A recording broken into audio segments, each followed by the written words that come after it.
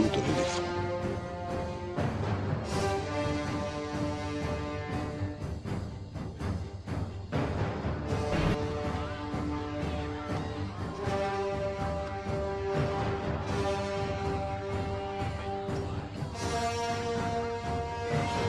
Les torches, éclairées d'une clarté diffuse, les festivités du Môle, où les bandits de l'Orient s'adonnaient à leurs réjouissances nocturnes.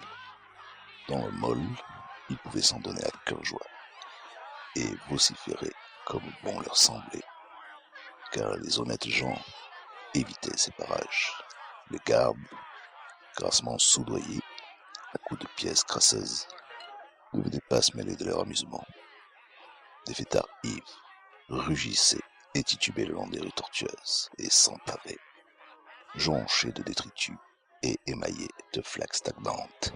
L'acier étincelait dans les recoins sombres, où des loups traquaient d'autres loups.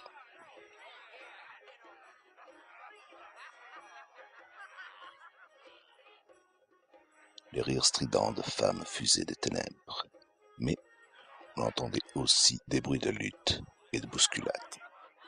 Le spectacle était illuminé à la lueur blafarde des torches filtrant à travers les vitres cassées et les portes grandes ouvertes, d'où s'échappaient par rafales des relents de vin et de sueur âcre. Les bruits de chopes, de poings martelant des tables grossières et des bribes de chansons paillardes. Dans l'un de ces bouges, les festivités battaient leur plein. Sous le plafond bas et noirci par la fumée, étaient rassemblées diverses canailles, dont les vêtements allaient de la guenille aux oripeaux. Des trousseurs furtifs, kidnappeurs aux regards salaces, voleurs aux doigts agiles, fourbant bravaches, accompagnés de leurs compagnes à la voix stridente et aux parures criardes. Les bandits du pays y étaient majoritaires. Des Amoriens basanés aux yeux noirs, le poignard à la ceinture et la perfidie au cœur. Mais on y trouvait aussi des loups originaires d'une demi-douzaine de nations étrangères. Il y avait un renégat hyperboréen, géant, taciturne et dangereux, dont la large épée était sanglée le long de sa carcasse maigre, car les hommes portaient ouvertement leurs armes dans le Môle. Il y avait aussi un faux monnayeur chémite au nez crochu et à la barbe frisée d'un noir bleuté, une britunienne, au regard effronté, assis sur les genoux d'un gunnerman aux cheveux fauves, quelques mercenaires vagabonds ayant déserté d'une armée en déroute. Le gros brigand graveleux dont les plaisanteries salaces déclenchaient tous les rires d'allégresse était un kidnappeur professionnel du lointain royaume de Côte. Il était venu enseigner l'art du rapt des femmes à des Amoriens qui en savaient déjà plus long sur le sujet à leur naissance que lui-même ne pourrait jamais espérer en apprendre. L'homme s'interrompit dans sa description des charmes d'une victime potentielle et plongea le nez dans un énorme pichet de bière moussante. Essuyant l'écume de ses lèvres épaisses, il déclara: « Par belle, Dieu de tous les voleurs, je vais leur montrer comment on s'y prend pour kidnapper une fille. Je lui aurais fait passer la frontière zamorienne à l'aube, et une caravane sera là pour elle. 300 pièces d'or, c'est ce que m'a promis un comte d'offrir pour une jeune et mince britunienne de la meilleure société. Cela m'a pris des semaines à déambuler dans les villes frontalières déguisées en mendiant pour en trouver une qui ferait l'affaire. Mais c'est un bien joli morceau. Il lança dans les airs un baiser baveux. Je connais des seigneurs de Chem qui seraient prêts à troquer le secret de la tour de l'éléphant pour elle, dit-il en retournant sa bière. Sentant une main se poser sur sa tunique, il tourna les yeux, irrité d'être dérangé de la sorte. Il vit alors un jeune homme robuste qui se tenait à ses côtés.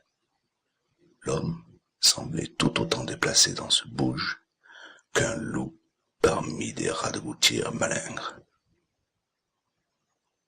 Sa tunique, bon marché, ne pouvait dissimuler les lignes dures et effilées de sa vigoureuse charpente. ses épaules massives et larges, son torse puissant, sa taille élancée et ses bras noueux. Sa peau était tannée par le soleil du désert, ses yeux étaient bleus et incandescents, et une tignasse de cheveux noirs ébouriffés surmontait son front large. Une épée dans un fourreau de cuir usagé pendait à sa ceinture. Le Coutien eut un geste de recul involontaire, car l'homme n'appartenait de toute évidence à aucune des races civilisées qu'il connaissait. « Tu as mentionné la tour de l'éléphant », dit l'inconnu, parlant aux Amouriens avec un accent étranger. « J'ai beaucoup entendu parler de cette tour. Quel est son secret ?» L'attitude de l'homme ne semblait pas menaçante, et le courage du Coutien était décuplé par la bière et par l'approbation manifeste de son auditoire. Il se gonfla d'orgueil. « Le secret de la tour de l'éléphant !» s'exclama-t-il. « Mais voyons, n'importe quel imbécile sait que c'est là qu'habite le prêtre Yara, et qu'on y trouve aussi le joyau fabuleux qu'on appelle le cœur de l'éléphant, la clé de ses pouvoirs magiques. » Le barbare digéra ces paroles un instant. « Elle se trouve dans un grand jardin, dit-il, qui surplombe la ville. Elle est entourée par un mur d'enceinte élevé. Je n'ai pas vu de garde. Les murs seraient faciles à escalader. Pourquoi donc personne ne s'est-il emparé de ce joyau ?» Le Coutien le regarda bouche bée, stupéfait de tant de naïveté, puis éclata d'un rire moqueur, bientôt rejoint en cela par l'assemblée. « Écoutez donc ce sauvage, rugit-il. Il s'imagine pouvoir dérober le joyau de Yara. »« Écoute l'ami, dit-il en se retournant vers lui d'un air suffisant. Je présume que tu es un barbare du Nord. »« Je suis un Cimérien, répondit l'étranger sur un ton peu amène. La réponse et le ton sur lequel il avait prononcé celle-ci ne signifiaient pas grand-chose pour le Coutien, originaire d'un royaume situé bien plus au sud, près de la frontière de Shem. Il n'avait que de vagues connaissances sur les races du Nord. « Alors prête donc l'oreille, l'ami, et écoute la voix de la sagesse, dit-il en pointant sa chope de bière dans la direction du jeune homme, visiblement décontenancé. Apprends, et plus particulièrement dans cette ville, on trouve plus de voleurs audacieux que n'importe où ailleurs au monde, même en côte. Si un mortel pouvait s'emparer du joyau, sois sûr que celui-ci aurait été dérobé il y a longtemps. Tu parles d'escalader les murs, mais une fois en haut, tu souhaiterais bien vite pouvoir faire demi-tour. S'il n'y a pas de sentinelle dans les jardins la nuit, pas de sentinelle humaine, je veux dire, c'est pour une bonne raison. Mais dans la salle de garde, dans la partie inférieure de la tour, il y a des hommes armés.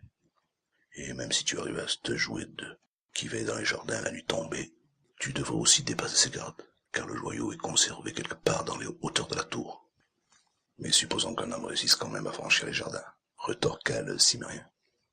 Pourquoi alors ne pourrait-il atteindre le joyau, en passant directement par le haut de la tour et éviter ainsi les soldats? De nouveau, le Coutien resta médusé. Mais écoutez-le donc, s'écria-t-il avec décision. Ce barbare se prend pour un aigle, qui prendrait son envol jusqu'au faîte incrusté de pierres précieuses de la tour. Après tout, elle ne se trouve qu'à seulement 150 pieds de hauteur, avec des parois arrondies et plus glissantes encore que du verre poli. Le Cimérien balaya l'assemblée du regard, embarrassé par les sarcasmes qui accueillirent cette remarque. Il n'y voyait rien qui prête à rire, bien trop fraîchement débarqué dans le monde civilisé pour saisir les sous-entendus insolents. En règle générale, les hommes civilisés sont plus malpolis que les sauvages, car ils savent qu'ils peuvent se montrer grossiers sans se faire fendre le crâne breton. Vexé et déconcerté, il se serait sans doute éclipsé discrètement si le Coutien n'avait décidé de l'aiguillonner encore plus. « Allez, allez !»